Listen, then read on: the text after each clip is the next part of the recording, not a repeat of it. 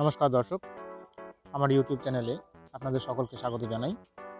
ভারতের নৌবাহিনী লাক্ষাদ্বীপের মিনিকয় দ্বীপে চালু করল নতুন নৌঘাঁটি আইএনএস জটায়ু, যার মূল লক্ষ্যই হল পূর্ণাঙ্গ সামুদ্রিক সচেতনতা এবং দ্রুততার সাথে চ্যালেঞ্জের প্রতিক্রিয়া জানানো। আইএনএস জটায়ু লাক্ষাদ্বীপের দ্বিতীয় নৌঘাঁটি। এর আগে দ্বীপ রক্ষক নামে কাভারাত্তিতে নৌঘাঁটি লাক্ষাদ্বীপে রয়েছে। রামায়ণের পৌরাণিক প্রাণী জটায়ুর নামে এই নৌঘাঁটির নামকরণ করা হয়েছে, যিনি সর্বপ্রথম সীতার অপহরণ বন্ধ করার চেষ্টা করে বীরত্বের পরিচয় দিয়েছিলেন। লাক্ষাদ্বীপকে সম্পূর্ণ মিলিটারি ক্যাপাবিলিটি করার জন্য এই নতুন ঘাঁটিতে আরও বেশি অফিসার মোতায়েন করা হবে। এর সাথে সাথে সরকার এই মিনিকয় দ্বীপে নতুন এয়ারপোর্ট অনুমোদনের চূড়ান্ত পর্যায়ে রয়েছে, যা সামরিক ও অসামরিক উভয় ক্ষেত্রে ব্যবহার করা হবে।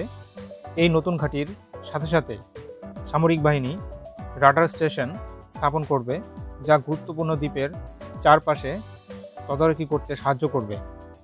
ভারত মহাসাগরে চীনের ক্রমবর্ধমান প্রভাব বিস্তার ভারতের জন্য সমস্যা সৃষ্টি করছে।